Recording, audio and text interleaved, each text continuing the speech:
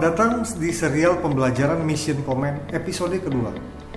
Pada masa awal-awal pencetusan filosofi Mission Command oleh militer Amerika Serikat sekitar tahun 2012, pengertian Mission Command saat itu adalah the exercise of authority by the commander using mission orders to enable discipline initiative within the commander's intent to empower agile and adaptive leaders in the conduct of unified land operations.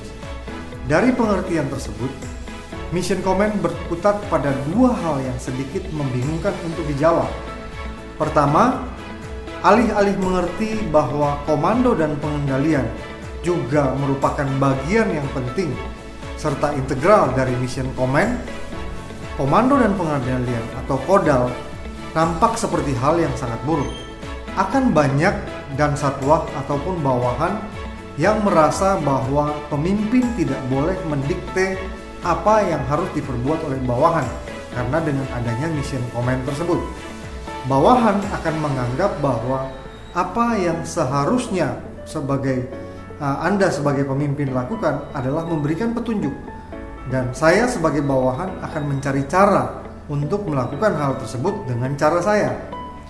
Disinilah terkadang orang akan bingung dengan konsep Mission Command dan kodal tersebut. Kedua, Mission Command juga sepertinya tidak cocok diterapkan di kehidupan kesatrian, garrison life, home base, atau asrama. Di lapangan saat penugasan, penerapan Mission Command dengan prinsip-prinsipnya dinilai sangat bermanfaat dan efektif. Namun di dalam kehidupan birokrasi, dalam tubuh kesatrian, pangkalan, markas besar AD Amerika Serikat, para pemimpin cenderung menerapkan kepemimpinan micromanagement dengan mengendalikan dan mengontrol hal-hal kecil yang dilakukan oleh bawahannya, sehingga penerapan Mission Command tidak tercapai. Dari hal tersebutlah, maka kemudian dirumuskan pengertian baru dari Mission Command yang dapat meyakinkan kesuksesan pelaksanaan dan keluasan penggunaan filosofi Mission Command tersebut baik di penugasan maupun di kesatrian, asrama, pangkalan maupun pada level birokrasi. Pengertian barunya yaitu Mission Command is the army approach to command and control that empower subordinates decision making and decentralized execution appropriate to the situation. Atau dalam bahasa Indonesia, Mission Command merupakan suatu pendekatan dalam melaksanakan komando dan pengendalian sedemikian rupa sehingga dengan turut memberikan keleluasaan kepada bawahan untuk mengambil keputusan dan mengizinkan pelaksanaan keputusan yang terdesentralisasi sesuai dengan situasi yang sedang dihadapi. Jika kita urai lebih dalam, maka terdapat beberapa elemen dalam pengertian tersebut. Yang pertama, Mission Command merupakan suatu pendekatan kepada komando dan pengendalian. Hal ini berarti bahwa Mission Command dan kodal berada di dalam suatu wadah peran yang saling mendukung satu dengan lainnya. Yang kedua, Mission Command memberikan keleluasaan pendelegasian wewenang kepada bawahan ataupun komandan satuan bawah untuk mengambil keputusan dan melaksanakannya dengan tepat sesuai dengan situasi yang dihadapi mereka di lapangan. Hal ini berarti bahwa akan ada waktu kita akan melaksanakan kodal dengan jelas, dan pada kesempatan yang lain sesuai dengan situasinya kita menggunakan Mission Command dengan cara memberikan petunjuk yang jelas dan kemudian memberdayakan anggota ataupun dan satwah kita untuk mengambil inisiatif dan keputusan sesuai dengan situasi-situasi yang dihadapi oleh mereka. Mission Command dalam penerapannya mengaplikasikan beberapa prinsip-prinsip dasar yang bertujuan terrealisasinya filosofi Mission Command dalam kepemimpinan seorang pemimpin militer. Terdapat 7 prinsip dari Mission Command, yaitu yang pertama, bangun rasa saling percaya di antara anggota. Yang kedua, mission orders. Yang ketiga, petunjuk komandan. Yang keempat, saling pengertian. Yang kelima, inisiatif dan disiplin atau inisiatif disiplin. Yang keenam, berani mengambil risiko. Dan yang ketujuh, kompetensi.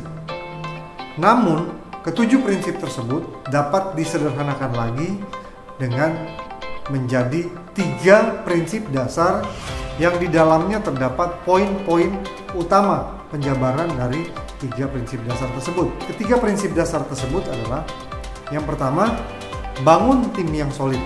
Di dalamnya terdapat kompetensi, di mana agar kita sebagai pemimpin dapat diikuti oleh anggota kita, maka seorang pemimpin harus memiliki kompetensi, kemampuan, dan tahu apa yang dia lakukan serta apa yang dia tidak boleh lakukan. Yang kedua, dari prinsip bangun tim yang solid adalah kepercayaan atau trust. Hal ini merupakan salah satu hal pokok dari bagaimana kita membangun tim yang solid, di mana interaksi dengan bawahan kita sebagai pemimpin harus dapat membangun rasa saling percaya, baik antara kita dengan bawahan maupun antara bawahan dengan kita. Inilah hal yang harus dan mutlak dilakukan oleh seorang pemimpin di level manapun untuk membangun tim yang solid. Kemudian yang berikutnya adalah komunikasi. Di dalam poin komunikasi terdapat mission orders, petunjuk komandan, dan share understanding ataupun saling berbagi pengertian dan pengetahuan.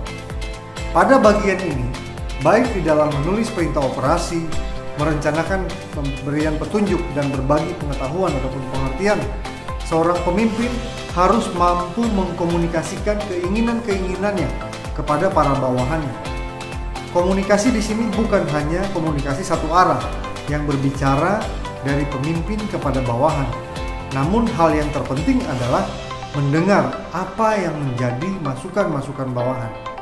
Ingat bahwa kita memiliki 2 telinga dan 1 mulut, tentunya terdapat tujuan tersendiri yang disiapkan oleh Yang Maha Kuasa. Terkadang kita lupa untuk lebih banyak mendengar daripada berbicara. Prinsip utama yang ketiga adalah memberdayakan bawahan, di mana di dalamnya terdapat membangun inisiatif dan berani mengambil resiko.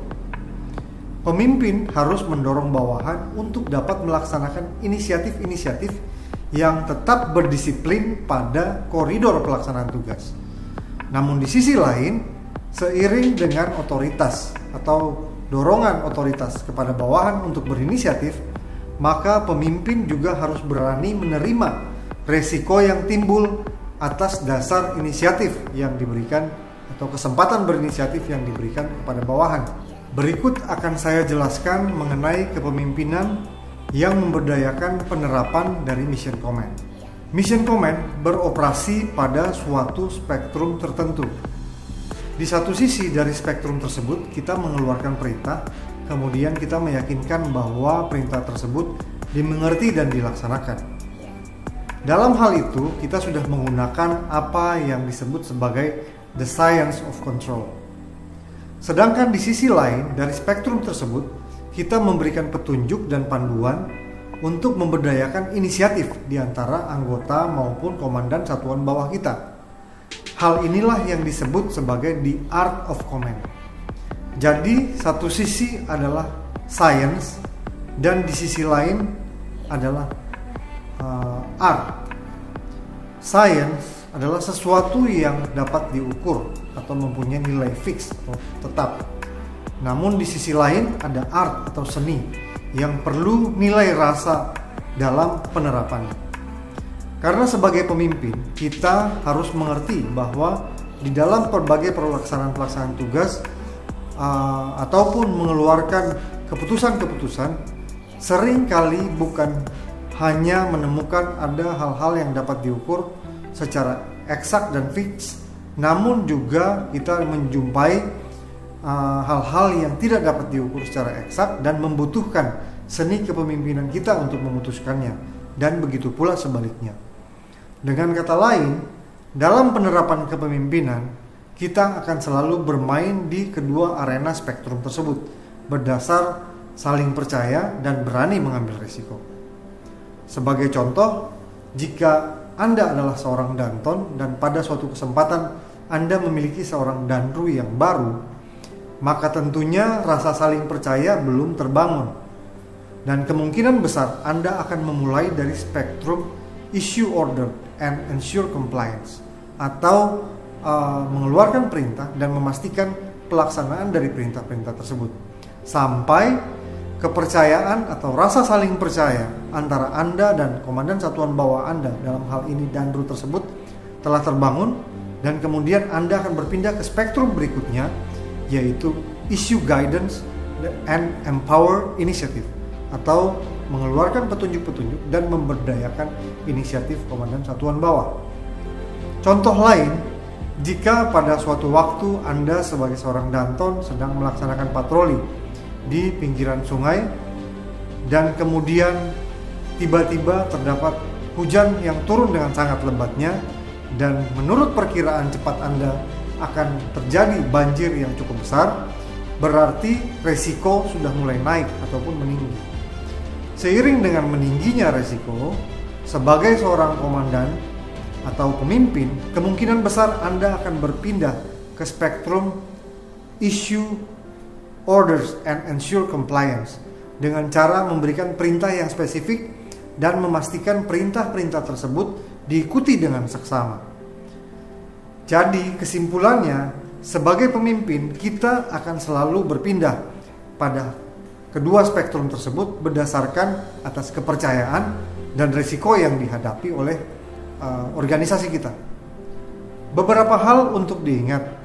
Ada 7 cara kita mengaplikasikan mission command baik di kehidupan medan penugasan maupun di kehidupan kesatrian, home base atau di garrison line. Yaitu yang pertama, membatasi penggunaan otoritas. Namun di lain pihak senantiasa fokus pada upaya memperkecil resiko. Hal ini berarti bagaimanapun situasinya, kita selalu mendorong organisasi kita untuk berada pada spektrum issue guidance and empower initiative. Berikan otoritas kepada dansat bawahan ataupun bawahan untuk dapat membuat keputusan-keputusan pada level paling rendah, dan kita sebagai pemimpin harus berani menanggung risikonya. Yang kedua adalah sebagai pemimpin, jangan overreact atau bertindak berlebihan ketika terjadi kesalahan yang dilakukan oleh para bawahan kita. Jika dalam rantai komando Anda dan Anda sedang berada pada spektrum issue guidance and empower initiative dan Anda bertindak berlebihan, maka Anda akan membawa organisasi Anda pindah secara otomatis kepada spektrum issue order and ensure compliance. Hal ini akan membawa organisasi Anda menjadi lambat, bahkan hanya akan bergerak ketika Anda memberikan mereka perintah. Ketiga, sebagai pemimpin, kita harus belajar meletakkan prioritas yang benar terhadap setiap tugas kita. Tidak semua hal adalah penting. Not everything is important. Dalam hal ini kita bergerak ke spektrum issue guidance dengan memberikan petunjuk tentang prioritas organisasi. Sebaiknya, jika Anda memberikan organisasi Anda 1.000.000 prioritas, maka organisasi Anda akan berpindah ke spektrum issue order and ensure compliance, di mana anggota Anda hanya akan terus dipaksa untuk mengikuti perintah-perintah dan mematikan inisiatif serta kreativitas mereka. Keempat, jangan terlalu banyak membuat aturan-aturan yang tidak perlu. Biarkan beberapa kemungkinan dan kesempatan terbuka, tentunya dengan risiko yang terukur. Di sisi lain, Anda sebagai pimpinan harus tahu seberapa level dari kedewasaan dan tingkat kemandirian dari anggota Anda. Tentunya Anda juga sebagai pimpinan akan mencoba untuk melatih kemandirian maupun tingkat kedewasaan dari anggota Anda. Kemudian di lain pihak, setelah itu semua Anda laksanakan, maka Anda juga sebagai pimpinan harus berani mengambil resiko terhadap apa yang dilakukan bawahan Anda. Semakin banyak aturan yang dibuat, maka secara otomatis dan satwa ataupun bawahan kita akan selalu berada pada level spektrum issue, order, and ensure compliance, yang secara tidak langsung akan membunuh kemampuan berpikir mereka, inovatif maupun inisiatif mereka. 5. Jika Anda seorang komandan, kendalikan staf Anda. Para staf cenderung menyukai bekerja di areal spektrum issue orders and ensure compliance karena mudah bagi mereka. Mereka hanya tinggal meneruskan perintah dari komandan kepada pompi atau baterai dan meyakinkan perintah tersebut dilaksanakan. Mungkin sebagai komandan Anda bekerja pada spektrum issue guidance and empower initiative. Namun, staf Anda bekerja di spektrum sebaliknya dengan mengeluarkan banyak perintah dan membuat banyak peraturan. Dengan cara atau dengan cover itu adalah bagian dari issue orders and ensure compliance dari komandan, padahal sebetulnya Anda sedang berada pada spektrum issue guidance and empower initiative. Oleh karena itu, sebagai komandan, Anda harus benar-benar dapat mengendalikan staf Anda. Yang keenam, memelihara komunikasi.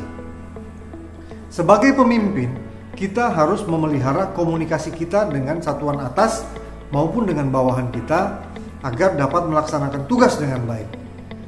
Sebagai pemimpin, kita tidak hanya dapat mengeluarkan satu perintah dan meninggalkan bawahan tanpa pengertian yang jelas. Sebaliknya, kita harus secara konsisten berkomunikasi dengan bawahan kita agar dapat berada pada spektrum issue guidance and empower initiative. Ketujuh, bangun perencanaan latihan yang mendorong organisasi kita untuk dapat bergerak pada spektrum issue guidance and empower initiative. Hal inilah yang mendorong terlaksananya budaya mission command dalam organisasi kita. Itulah yang dapat saya sampaikan pada kesempatan saat ini. Pada video berikutnya akan coba saya urai tentang bagaimana melatih organisasi kita untuk dapat membangun budaya mission command. Sampai jumpa pada video berikutnya, yaitu serial pembelajaran mission command episode